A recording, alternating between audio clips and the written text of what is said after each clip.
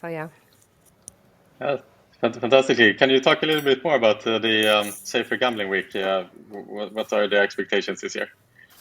Yeah, so it's a UK-facing week, but it's more international nowadays. And the expectations are that companies or groups of companies participate, and all their casino brands will promote and focus a lot on the safer gambling messages. So we will replace all our banners on the casino sites with Safer Gambling Week messages. And actually, they are really helpful because they give us access to a database or companies who participate. And you can just download everything there, and it's already the right format for either your website or social media or anything else you want to do it. So this we will do operational wise, but then on the site I'm working on an event for all our employees. We have already a collaboration with Bournemouth University, but this we want to make like a podcast, or no, not a podcast, it's more like a webcast where they will explain more about their research, and externally people can join as well. So just a couple of things. It's a good month, November, to raise awareness on RG. Amazing. And what would you say, Lisbeth, in the last couple of editions, what would be like the most value that has come out from these events in general? Is it mainly that you're raising awareness, or are you trying to kind of come up with an agenda or set some new standards to the industry, or what would you say? Yeah, I think it's the integrated approach. So it's really the casinos being there, like their marketing employees, they get it all on their radar, and they get more questions that week. So the CS and all the RG teams, they are more talking about it that week. But then that's the Safer Gambling Week conference as well. So you have a lot of people sharing knowledge about the topic too. So I think integrated, yeah, it's like from different angles. It's really a lot of focus that week. Cool. Awesome. Thank you for that, Lisbeth. And good morning to you, Rory, as well. How are you? Good morning, everyone, or goedemorgen, shall I say. I'm currently sitting in Amsterdam, overlooking a traditional canal. So I've been here for IGB Live. So yeah, just getting ready to go back to the expo this morning and seeing people. So it's been a very good outing, actually. Awesome. Yeah, I'll be super curious to hear about the conference. What were your findings yesterday? How is the buzz? What do people feel? Yeah, I think look, I think it's, first of all, we said it before, for Barcelona, it's definitely busy, busier than Barcelona, I believe, but that's mainly because Clarion have established IGB in Amsterdam, so I think it's a natural attraction for most people to come to. Maybe Barcelona's a bit more hesitant for people because it was the first show, but there's definitely a buzz around the show, which is good. It's good to see people back. Pre-reg, I believe, was up from last year, so that boded well.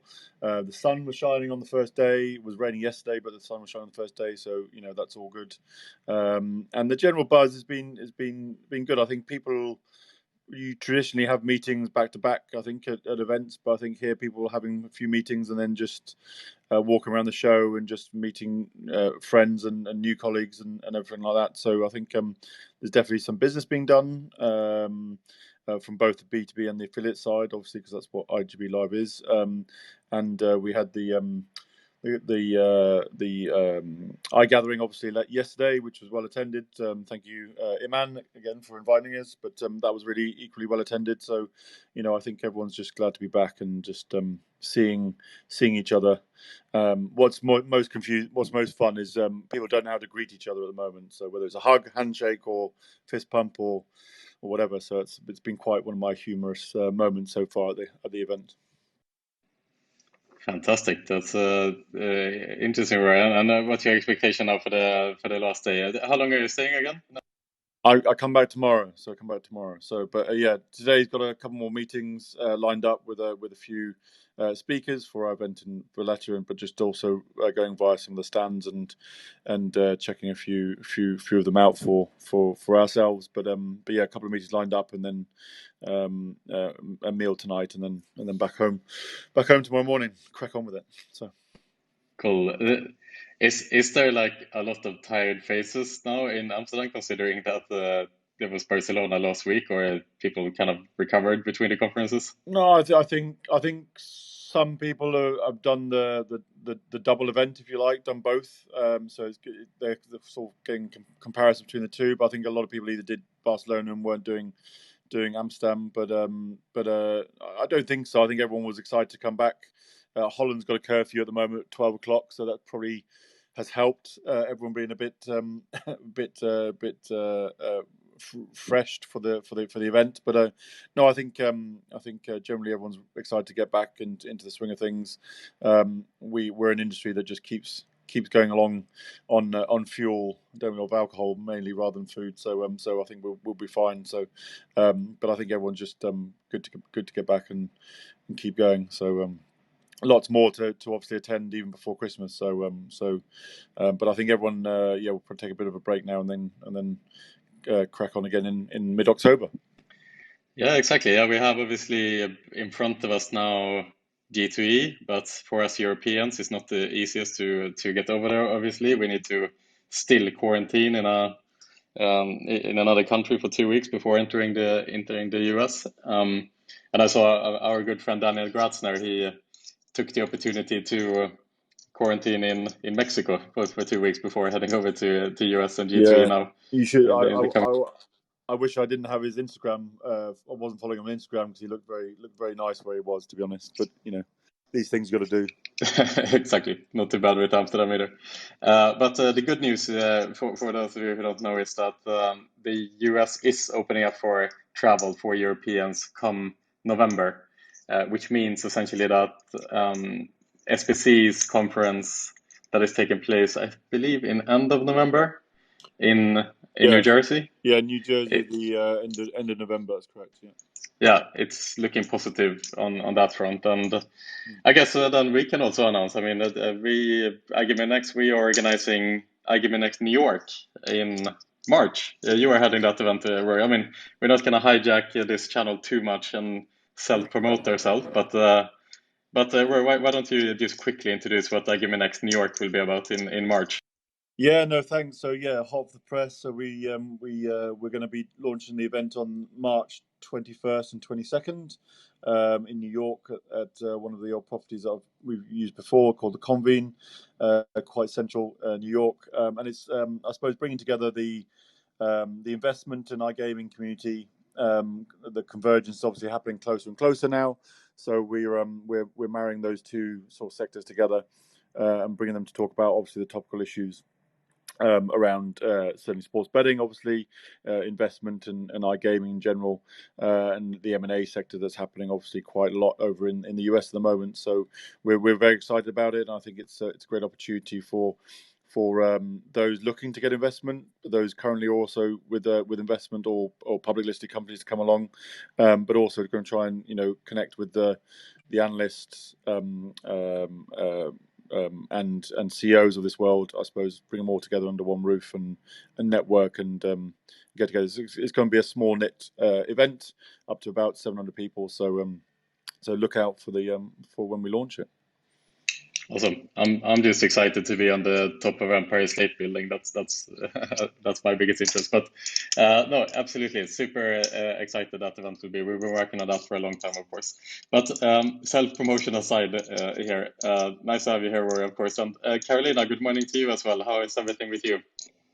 Good morning. Good morning. I have to say the session saved me today. I didn't make it to Amsterdam because I had nursery/school adaptation for my son this week, and I just dropped him off at school for the second time, and I've been sitting in a coffee shop crying my eyes out. So this is a great distraction to just get my shit together.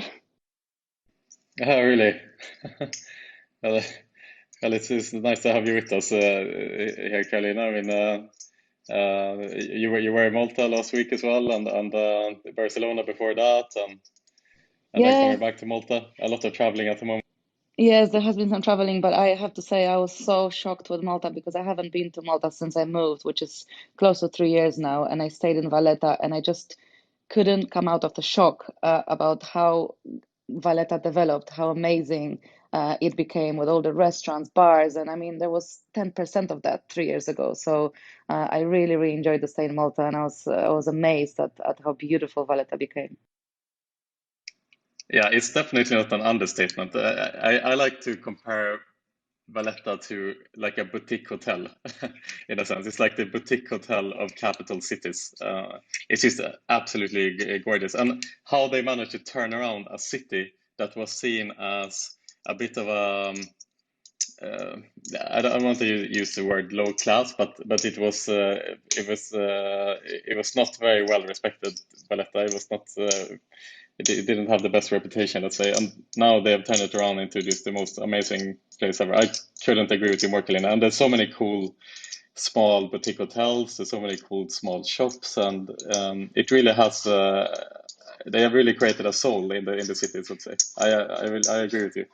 That's why we chose obviously to put our event there in October, and we are using Valletta as the key part of that campaign. Just because of that reason, it's just a wonderful place. Good morning to Nico as well. Nico, how are you doing this morning? I'm all good. I'm all good, and good morning from my end as well. Yeah, it's quite interesting just to see and hear how the same perception literally is perceived by each and everyone. If I just remember walking down at SBC, first of all, no one actually knew how to greet people, giving a fist bump or hugging or whatever. When to wear the mask, when to take off the mask, and at the second day, things got pretty much back to normal, which is good. To actually see our quiet niche and cozy industry get back together and meet and greet the people once again. That was awesome. So I'm still thrilled and excited about the last weekend SBC and of course to meet people actually once again in person. I was surprised to see that at neither of the conferences anyone took up the mask sponsorship, because people were wearing all kind of masks, and I would have expected that someone would jump on this opportunity. Yeah, we've been trying to sell mask partnerships actually, but we are struggling with that partnership for some reason. I agree with you, Karolina. I mean, what better way than to have a brand being worn on your face of all things? But yeah, apparently not the most popular partnership by external partners, at least not yet. And Nico, it was great to after doing this for both Karolina and Nico, after doing this for 40 weeks together, and been talking every week and almost every day in some cases. It was great to meet in person for the first time actually. It's nice to see you both there, and it's the first of many times I have a feeling of. So good to see you both. And Hasse, good morning to you as well. You are in Amsterdam at the moment. Rory was just talking about how well it's going over there. But what's your interpretation of the event so far, and how are you? Oh, thank you, Pierre. I'm very, very well, thank you. I hope everyone else is doing well. Yeah, no, it's been sort of, you get a flashback to how things were before the COVID kind of took over the world. So it's really well organized, and it's not too packed with people. So relaxed. I was expecting more companies to show up to this one, but that's not the case. There's a lot of companies missing here, which is a surprise. But all in all, the conference is really good. Everything closes at 12, so no craziness. Everybody shows up at time to the meetings. I love that, to be honest, that everything closes at 12, because it leads you to not feel any FOMO, and you can go home using the Cinderella rule and just feeling good, knowing that you didn't miss. Yeah, exactly. And then I found that part really, really well, because especially this is the first conference. Like, my first meetings always showed up on time. Yeah, just that on its own. Brilliant. And good morning, Alexander, as well. How are you feeling? Are you back to normal life? Are you in your chamber, in the hyperbaric chamber, or where are you right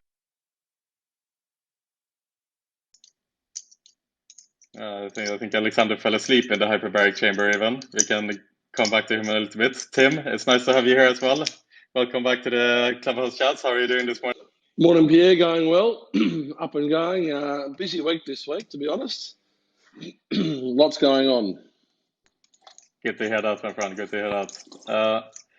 And Peter Paul, good morning to you as well. Actually, it was fantastic to have you here, Peter Paul, this morning, because obviously yesterday the KSA, the Netherlands regulator, released the first 10 licensees in the Netherlands. And obviously, if you look at this news, you can see that there are some pretty significant names missing from that list.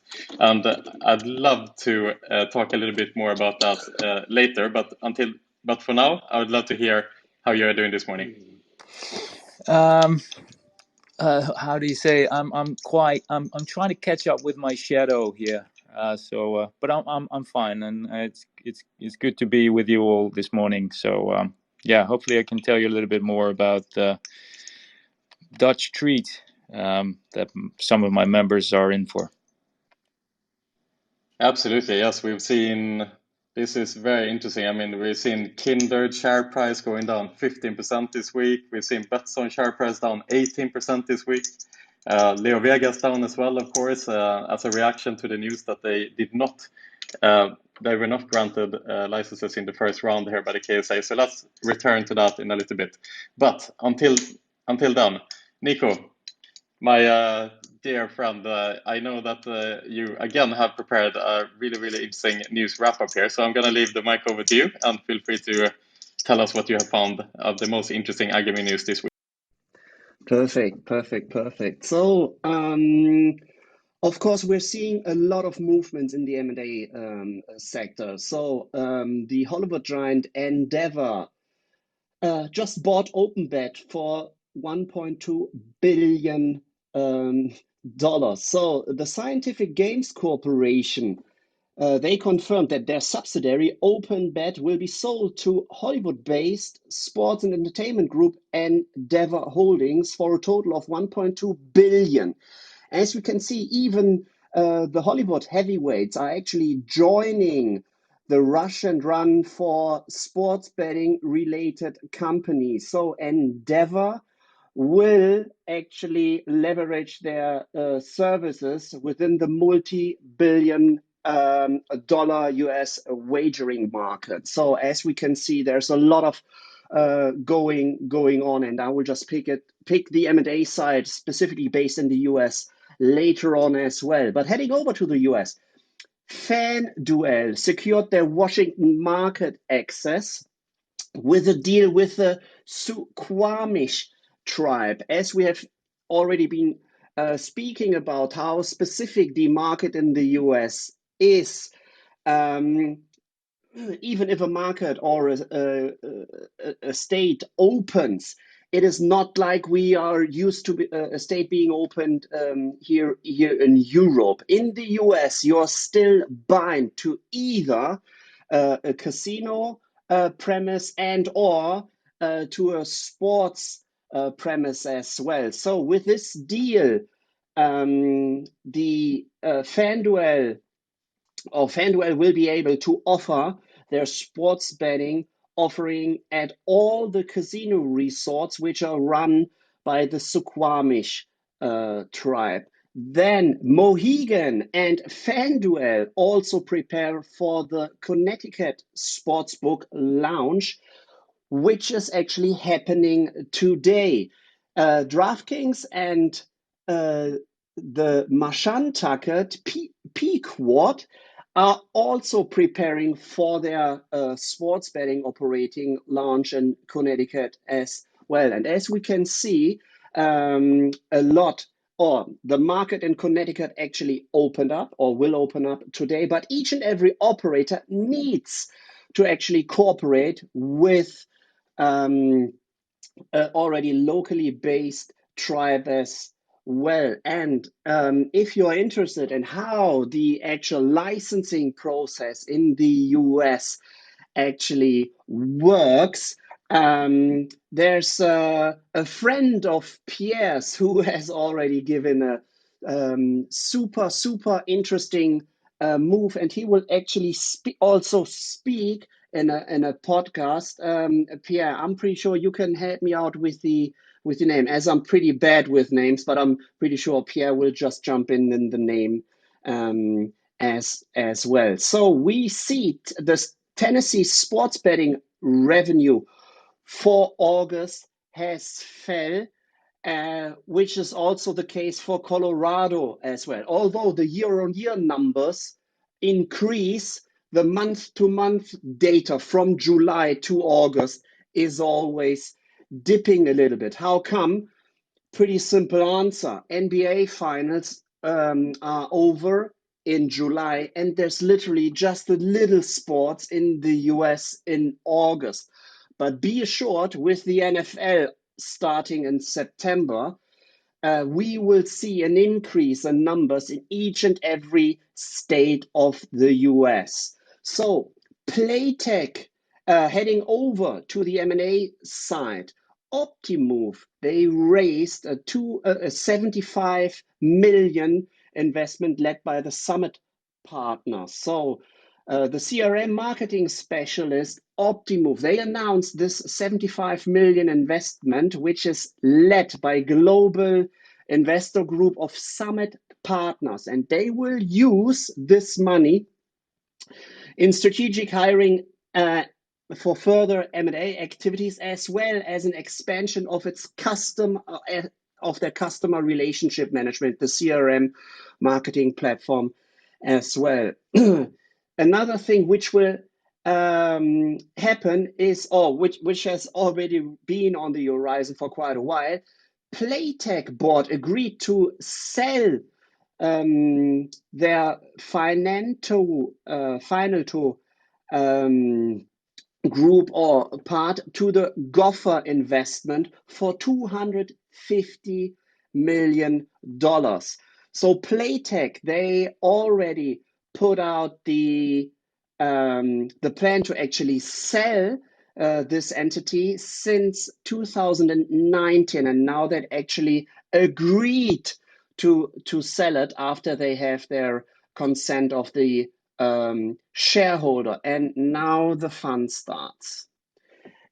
There's a lot of news about MGM and Blackstone. So on the one hand, we see MGM Resorts acquiring the remaining 50% of their city center stake for $2.12 billion. Guess what? Has been sold by Blackstone. On the other hand, Blackstone will acquire the real estate assets of MGM with Aria and Vdara properties at City Center Las Vegas for $3.89 billion. And to close everything off, MGM will take over the operations at Cosmopolitan, which is also sold by Blackstone as well, for $5.65 billion. As said, there is always a lot of selling and buying. In the end, with these three acquisitions, MGM will pay roughly $4 billion to Blackstone, and they are signing a deal with the owners, or if they already are the owners of the premises, to actually lease and release these entities or these estates for 30 years with a 10-year renewal option as well. And as we can see, there's a lot of M&A activity, selling and buying going on in Las Vegas as well, which is just crazy.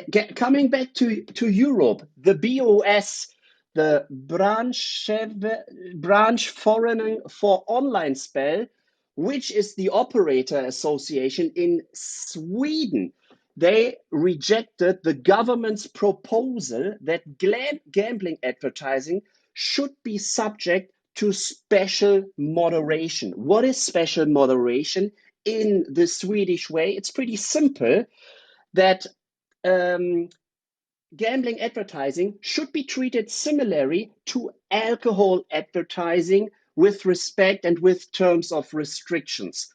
So we will for sure see something happening in Sweden within a short period of time. Getting over to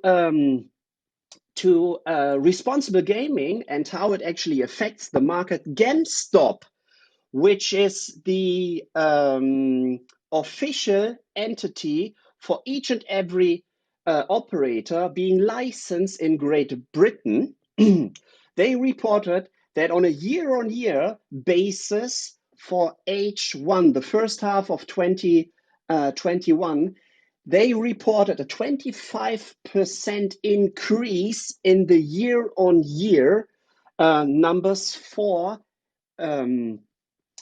punters actually seeking for help. 25% does, of course, sounds much, but getting back to numbers, it's 40,000 people who actually signed up for the scheme to being protected from actually gambling.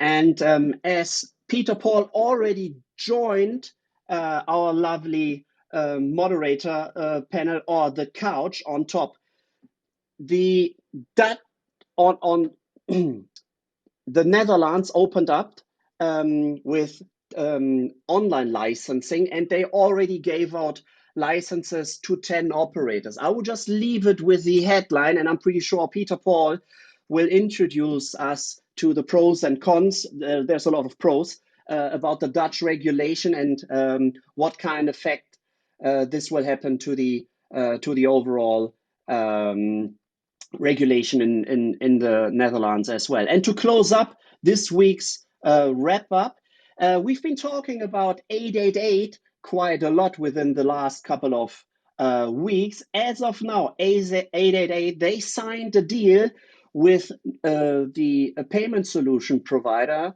Nuvei.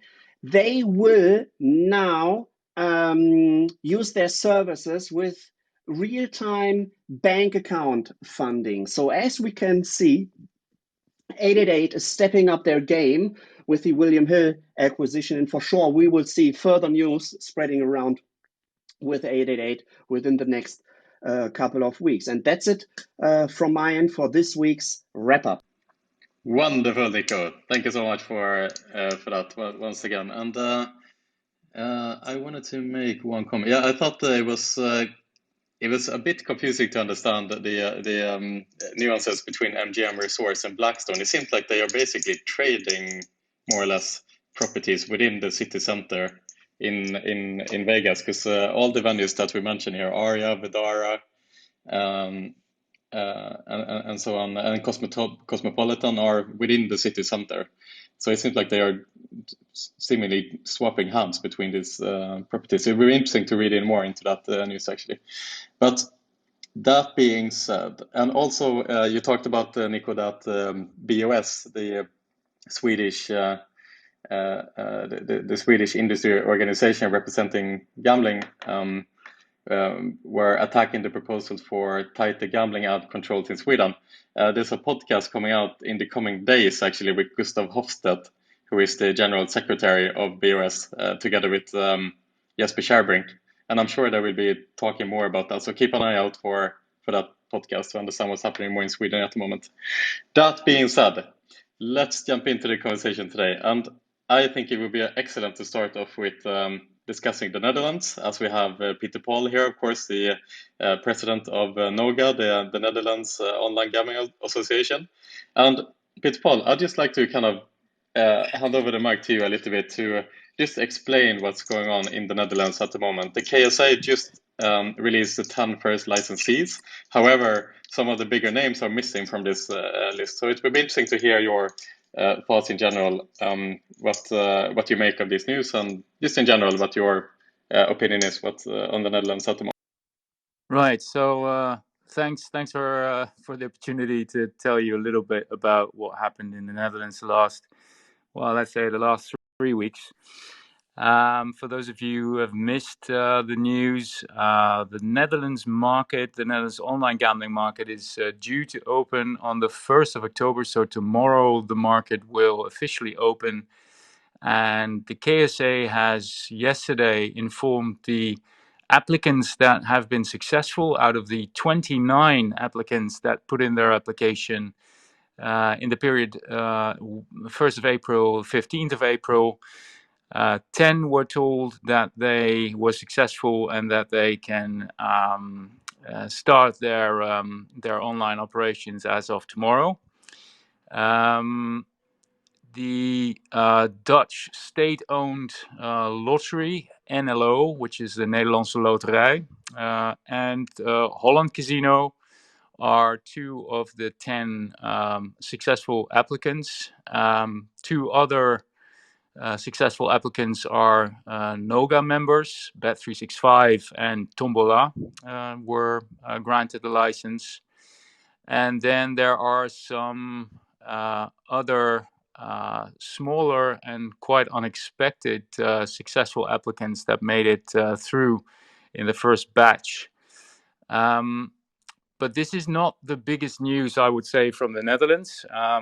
The Netherlands is, well, we basically had a very unexpected turn Monday last week, because the minister responsible for gambling sent a letter to Parliament basically saying, I had a change of mind. Per the 1st of October, we will no longer allow passive offers of unlicensed operators. I instruct the KSA to clamp down, the KSA is the regulator, to clamp down on all illegal offerings, whether it is passive or active availability. And I instruct the KSA to go after the biggest operators in terms of Dutch consumers on their platform with priority. So this is a policy change, a 180-degree policy change, which came as a bombshell. We were not consulted. We have not been informed prior to this letter being sent by the minister to Parliament.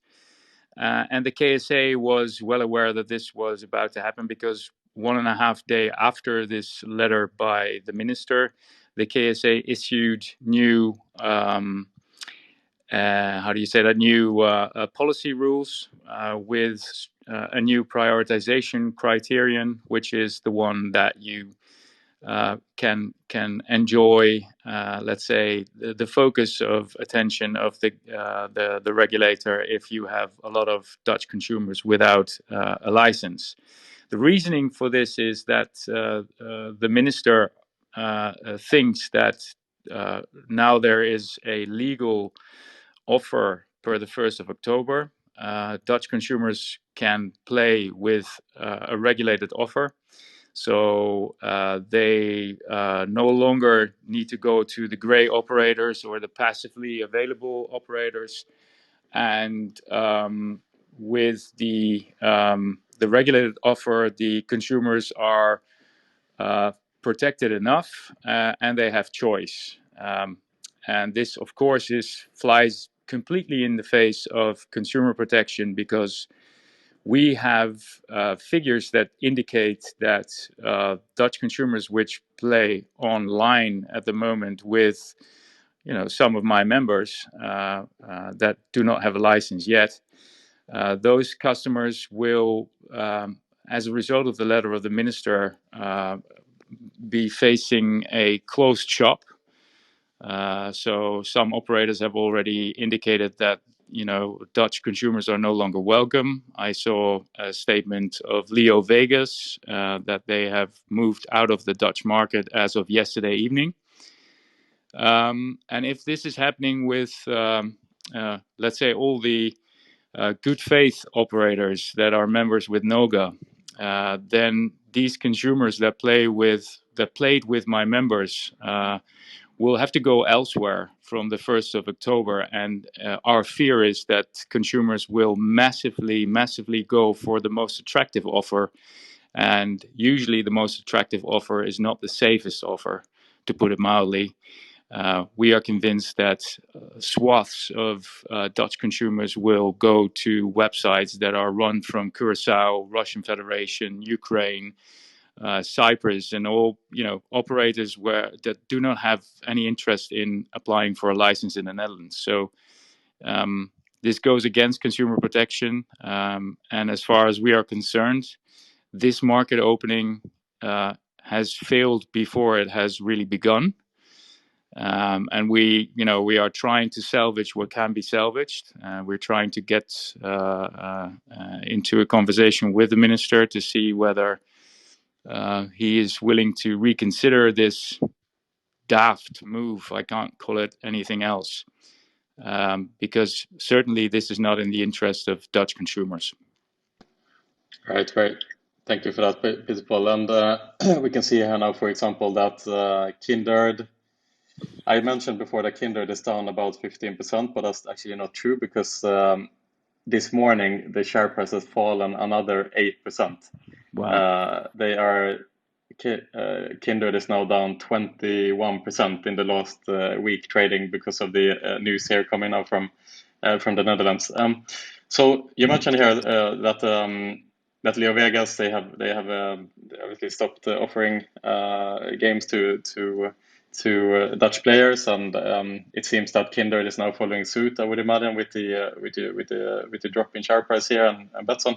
Like, what's your expectations here now, Peter Paul? Do you think from the operators' point of view, the major operators, when do you expect them to be able to go live in the Dutch market again? The likes of Leo Vegas, Betsson, Kindred. Already, there's one thing that I have to say first. That in terms of consumer protection and the rules that the operators that receive a license have to abide by, I think we have one of the best regulatory systems in Europe. It's very strict. Consumer really comes first. But having said that, what happened now, already with a cooling off period, which was a very strange thing. I don't think that there's any market in the world where, the market opens and a group of operators has to wait. And this is very much to the benefit of the incumbent operators, which are Holland Casino and the Dutch State Lottery. They are given, a head start, basically. But to add insult to injury, with the cooling off period in which, some of my members have to wait before they can apply for a license, they are now also forced to close their shops, which is, you cannot explain it from a consumer protection point of view. It's a huge gamble that the minister is taking here, and his full title is the Minister of Legal Protection. So what happens to the protection of those consumers that are left out in the cold now, that will be will be faced with a closed shop? They will go for the big bonuses. They will go for the golden mountains and the biggest jackpots, and they end up with criminal operators. Yeah, and I noticed as well that the KSA mentioned there as well that there will be a 4% penalty fee for unlicensed operators. Yeah, 4% on the yearly turnover.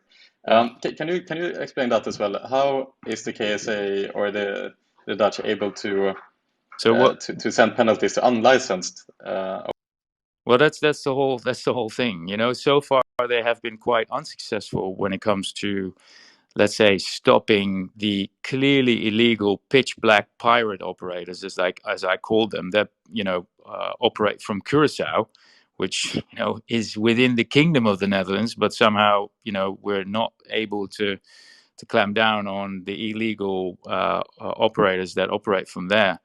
But the KSA has been very unsuccessful in stopping those operators, and they think that by increasing the penalty fee and the order under penalty, and by policing the new rules more strictly, that they can stop this illegal offer, which I think is just I think it's hope more than anything else. But I wouldn't count on it based on results in the past. And they seem to completely forget that the members of NOGA are partners of Dutch government, and we play a vital role in channeling consumers towards the regulated offer in the end. And right now, they are driving huge numbers of Dutch consumers off a cliff, basically, into hands of criminals. All right, thanks for that, Peter. I don't want to steal the panel too much. If anyone else has any questions as well, feel free to take over the mic here as well. I'm going to ask one question in the meantime, which is as well. So the KSI, they granted the 10 licenses yesterday. Do you expect that there will be kind of a second wave of licenses that will be granted out of these 29 in the near term, or if so, why? That is my expectation. So some of the applicants of the 29 have retracted their application because they found out that they haven't cooled off yet. So they very, very quickly retracted their application. Then there are some applicants that have to repair mistakes in their application, or have to supplement their application. And I expect a number between, let's say, 5 and 10 operators to come through in the next 1 to 2 months. But apart from that, there are going to be new applicants applying for a license in the period of October 1st to, let's say, April 1st, 2022, of which my members are amongst them as well. So I expect there to be coming through some more applicants that will be successful in the end. Great. And just to be specific, the likes of Kindred, Leo Vegas, Betsson, for example, the major Scandinavian-facing listed companies, do they belong, do you think, to the licenses that will be granted in the next 1-2 months, or is there any clarity on if they will have to wait for a much longer time? No, it's hard for me to say because I always urge everyone not to tell me any competitive information, because that makes my life a lot easier if I just don't know these things. But from reports that are out there in the press, you can kind of make assumptions that are pretty well informed, and I think that all my members remain committed to the Dutch market. They will apply for a license, and they will all fit in the time frame that I just said about from the 1st of October till the 1st of April next year. Some of them have to cool off until spring next year, and then put in their application. But I do expect them to be on the market by the fall of next year, ultimately. But this, they will be on the market per the fall of next year. So this will be a blackout of a whole year. So the effects on channelization will be very, very detrimental, I fear. Thank you so much for that, Peter Paul. Is there any other questions here from the panel? Just a quick question. Yeah. Where can we find the list of the 10 licensees? I can't find it. I think the KSA published the list on their website, and it's a bit hard, I realize, to navigate the website because it's all in Dutch. But if you check out a website called casinonews.nl, and if you just look it up, you'll find the website. They are pretty well informed, and they have clearly, they have a list with further information about the backgrounds of the successful applicants as well. Cool. You can also find it. I saw the news yesterday on both iGaming Business and EDR. It was on the front page, Yeah. Alexander. So check it out if you go to iGamingbusiness.com, and you should be able to. I've been there. They talk about it, but there's no list. Nobody gives the list. All right. So Except I'm actually, not sure whether I'm on your website. The website you just mentioned, Peter Paul. casinonews.nl. Yeah, and we have Toto, Tombola, Live Score Bet, GG Poker, Bingo, Batava, Yeah. Bet365, Yeah. Yeah. Fair Play, All in Casino, Yeah. and the one I don't know, which is a big blue bee. I'm looking at the GG. logos. Yeah. GG. It's a GG. No, GG Poker. No. It's BetCity.nl. Oh yeah, Bet City, which is a local operator. Yeah, so we got Fair Play Online, GG Poker, Betavia Casino, Bingo, BetCity.nl, and Toto and Online Casino. Yeah, Toto is the Dutch state, basically. Great. So in other words, Peter Paul, of the larger international operators, it would be GG Poker, but they obviously ring fence to poker only, and Bet365. Really, those are the two international major. And I have to mention Tombola because I'm so proud that they joined us recently, and they were also successful. So 2 out of 10 for Noga, which I don't think is very bad. But still, it's going to be very hard.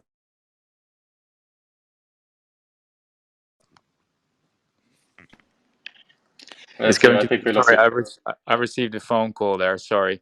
I think with 10 licensees and hundreds of websites out there, that it's going to be very hard to compete for Dutch consumers to channel them to the legal offer. Right. Thank you so much for that, Peter Paul. It was great that we could come on today with short notice to discuss this. With obviously, pleasure. Thank you for the opportunity.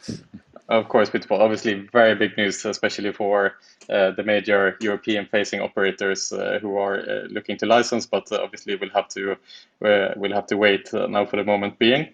And I'm sure there will be more news on this story. And when that happens, Peter Paul, we'll be happy to welcome you back here, of course. Thanks very much. Very good. So let's move on to a bit of a different topic here. I'd be curious to know. I mean, in a sense, it feels like we are moving on from COVID to some extent. The restrictions are loosening. The world is opening up. We talked previously here about we'll finally be able to travel cross Atlantic from Europe again, and even though the numbers are still increasing in terms of COVID, it seems that the culture and the economy and the society is moving on, and that's a quite interesting thing from our industry perspective, because since COVID, we've seen obviously a COVID premium, you could call it, as Robin Eric Reed coined that term, a COVID premium on the revenues driving into the iGaming industry. Since the pandemic, the industry has been doing very well. But I would just like to raise the question now, what happens with the online gambling industry in a post-COVID world?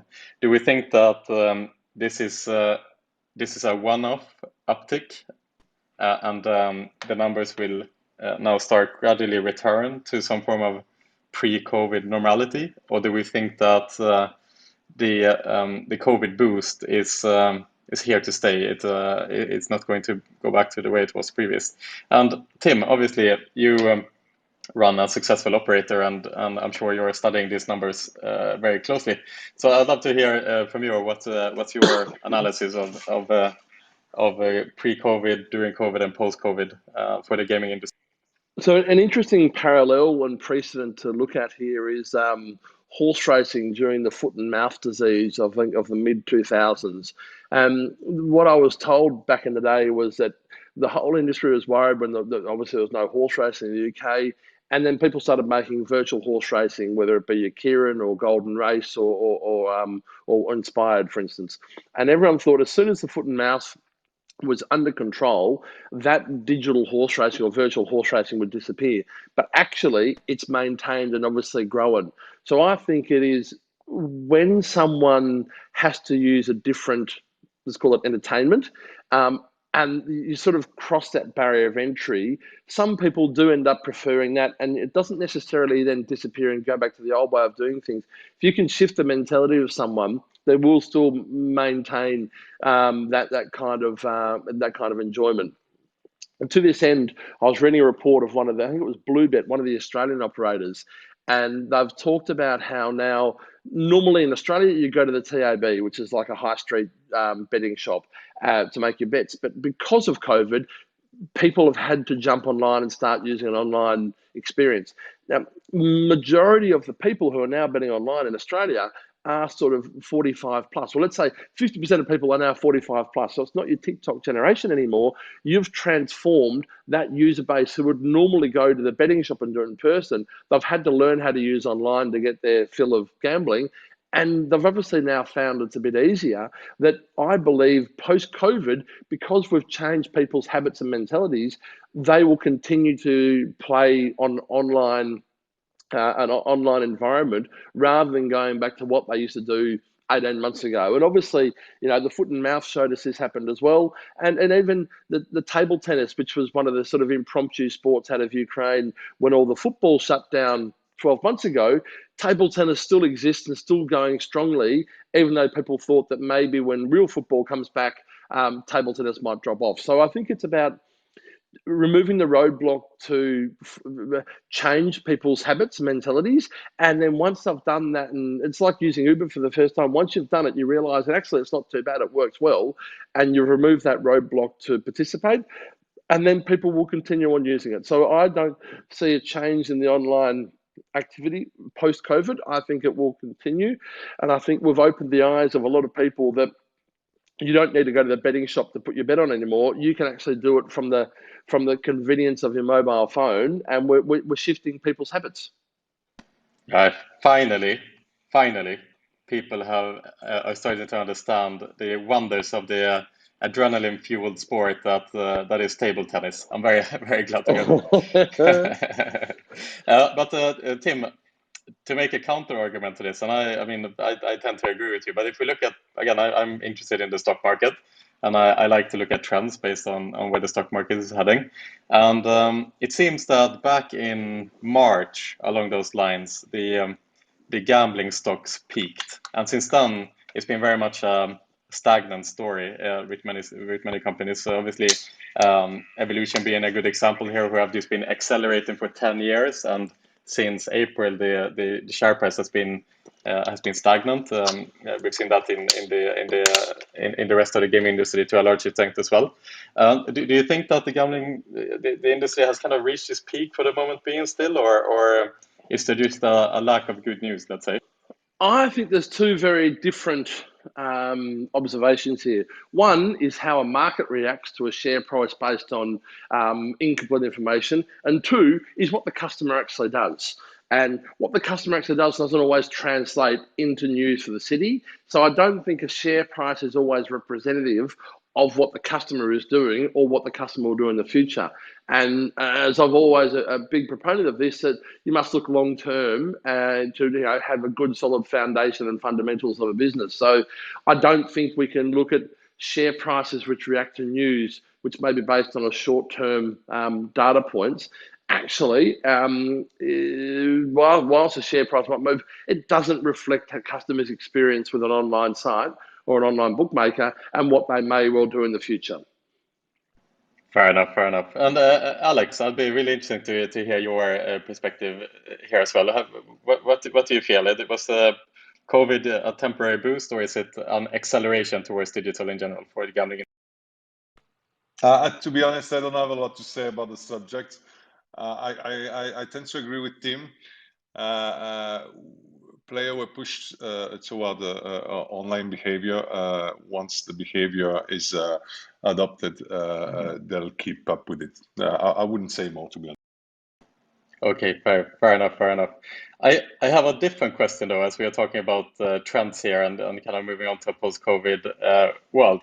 Something I think that is interesting as well, if we compare the American markets to the European market, how the operators are growing in these various two markets, is the fact that operators in the US seems to be obsessed with controlling the 365-degree solutions of their organization in terms of content and the things as well. So, for example, DraftKings obviously acquiring SBTech to control the sports bet technology, and we see this across the board in the US that the operators wants to go proprietary rather than outsourcing services. In Europe, that has been quite opposite, where European operators have not been scared to outsource technology. So again, Tim, back to you. I think something. I think an interesting question is just is it such a straightforward decision to go proprietary as what the American operators are looking to do at the moment? Or do you think that that can come back to bite these operators in the long run? It's a very, very interesting one, Pierre. And I think at the dawn of the new American propagation of sports betting, I think if we look at what all the English bookmakers over the past have done, they were very much land-based operators who had to move online and very much use third-party software, and they were simply a marketing team on top of a number of different intermingled third-party softwares. Now, I think this is obviously not the best long-term way of doing it, because you don't control your own foundation, you don't control your own decision-making process of the technology, and slows down the innovation process. What the American companies are doing are coming in with money, and you obviously need a partner who has a land-based experience, but you've now got sort of these media groups coming in on top. And I think there was some media group bought SG Sportsbook for 1.2 billion the other day. They want to own the pipework. They want to own the engineering on which they will build their organization. So they want to own the full 360 degrees of the whole stack, whereas I just feel that the English ones were they were moving quickly. How do we use our existing name from a high street name, a la William Hill, Paddy Power, Betfred, and whoever else? And they had to move quickly into a digital space and didn't have the time, the 3, 4, 5 years to build up their own stack or to actually buy that. So I think it's a very different approach, and what the American companies are doing is setting them up for very, very much long-term success by owning that full stack the whole way through. And just to add one more thing to what Tim has just mentioned is all the US companies, they come into the market with pockets pretty much filled with cash. So they're actually able to buy into the development market as well. And we have seen this in the banking industry already, and also now in the automotive industry when they are shifting from just building a car actually to also being able to provide all the IT and all the software which has to be built in the car as well. And also the automotive industry has pockets pretty deep. So that's just an underlying of what Tim has just already. Right. And then the counter argument again is that you could still say that it's an unproven tactic, as DraftKings acquired SBTech years ago, and they have delayed the migration from Kambi over to SBTech. And I would just imagine the insane complexity into operating a sportsbook and being able to keep it live and so on and so forth. So I would still raise the question if it's an actual long-term strategy here, or if we would see these decisions coming back to bite the likes of DraftKings at the end of the day. But it remains to be seen, I believe. On that note, by the way, we mentioned here Endeavor acquiring acquiring OpenBet from SC Digital at 1.2 billion. It's it's a topic on its own, right? And it's a really shame that we don't really have much time to cover this topic today. But I would just like to raise one last question on this topic, which is the question: what Endeavor will actually do with OpenBet? Endeavor, obviously, a massive media house in the US. They own brands like the UFC, for example. And being a bit of a UFC fan myself, I couldn't help but notice that UFC, they obviously run their own live streaming platform called Fight Pass, where you can access all the historical fights, plus you can also watch the UFC fights live. And wouldn't it be a pretty interesting idea for Endeavor to leverage the UFC brand by just flipping the switch and offering live bets within Fight Pass, for example, using OpenBet? I'm not sure if you guys have any feedback here or any thoughts on the OpenBet versus Endeavor deal, but I'm gonna leave it open. I'm gonna leave the mic open a bit. It reminds me very much of what DAZN is doing, and obviously, my assumption is Shay is building his own platform, and that's why he moved there 6-12 months ago, and they are actively building a platform from the ground up. Whereas now this Endeavor has gone and bought OpenBet, and they want the different place, but having that entertainment first and then cross-selling someone to your own sports betting platform is the way it has to be in the future. There's no two doubts about it. We were doing an exercise at work yesterday looking at some competitors and just looking at 5 different sports books. They all look like Excel spreadsheets. And I just asked the question, what's fun about going to this sports book when it looks like an Excel spreadsheet?